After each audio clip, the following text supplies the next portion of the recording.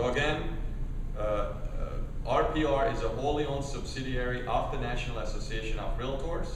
The seed money is from NAR, and it's governed by NAR. I want to make that very clear out there. All right, so that's the brief history. That brought us to November, and this is what we started presenting out there, the concept of what this may look like. So what you see next is a demo site. A lot of these things will be released on the first version, but I can see some things change, modify based on feedback we receive, and that's the process we're going to go through that I'll share with you on kind of where we are on the next steps on it, okay? But bear that in mind. I know there's a lot of things you'll probably get excited and wow. Please try and bear in mind that it may not be there quite on the first version. It may be there on the next version as we roll things out, okay? All right, so here we are. Anyone who's online, the first place that they would end up on this website, if they're a consumer, they're going to figure out very quickly that this is it. They can't go anywhere else from this point on because you need to be a member, authenticated to log into the system. However, the ideal scenario where we envision this working is through your MLS system. Today, most of you probably spend your day, logging into your MLS system, looking up information. So why change that, create a different place for you to go? It would make sense for you when you log into your MLS system through single sign-on. You can also access this information without logging in elsewhere, just right through your MLS system. So we are working in markets where we're beginning kind of to get commitments on that kind of integration, so it's just seamless and easy for you. But for the demo purposes, you do have the website that you go into. We would require you to authenticate you to know that you're a realtor through your NERDS ID.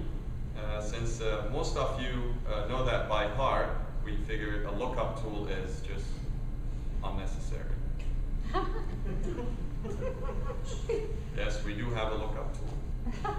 I always found it on my Realtor magazine more than my card. I could never find my card. I don't even know. No one asked me ever, if you're a realtor, show me your card. If they begin asking me at open houses and stuff, I would have carried it. So anyway, you could find it on the card, you could find it on the magazine, and you could, of course, go ahead and give us some information about you, and we'll just email it out to you. We'll just look it up, and it's a quick lookup tool. And once you log in, you will be required for the first time to create a profile. Name, contact info, your photo, and things like that. And once you have that, you will also create a user name and a password. So I'm going to go ahead and use that and log in. As I always say, I do have my eye on that island, as you heard earlier.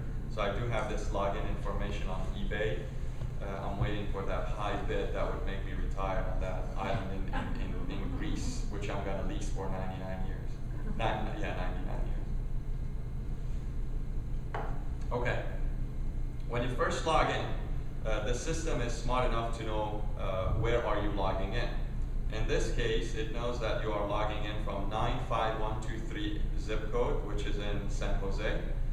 The way it knows that, because again, we're proposing licensing the MLS data, and the MLS data would include your roster information, so we know, which office you work from, which broker you work for, and where you specialize. So right away, the system defaults to that area for you initially. You get a quick view of the area, and this map shows the boundaries of that zip code and highlights some of the changes and properties within that zip code. For sale, just a record, foreclosure, all of that data sets will be presented on the map for you. As you scroll down, you'll see that we aggregated some additional data here. There's a fallacy thought that this is just a public records data. While yes, that's the core, that's the starting point, reality is we are aggregating a lot of different data sets into this. And you'll see as I go through, one example here quickly is neighborhood information. And you'll see later school information. A lot of these things are third-party data that we're leveraging on top of this. So you'll get a lot of quick views of the market, and these are all widgets. You could minimize them, maximize them as you wish, based on your preferences. And we do have, as quickly wanted to point out, that you do have the option of customizing this to your preference by creating your own widgets. How you may use this, let's say you have a property that you're monitoring and you want to make sure you're the first to know when it comes to the market. You can monitor that property there. Or there's a neighborhood that you frequently farm, a zip code, an area. You always keep that on your home page, so whenever you're coming back to it, you always have that at your fingertips. These are some of the examples we have of how you may use those widgets on the website. I'm going to scroll up and let's go do a general search. And by the way, this is a scrolling news feed that you can customize locally to you. Some of you use Yahoo Mail or Google Mail. You see at the top there's scrolling news that you can customize.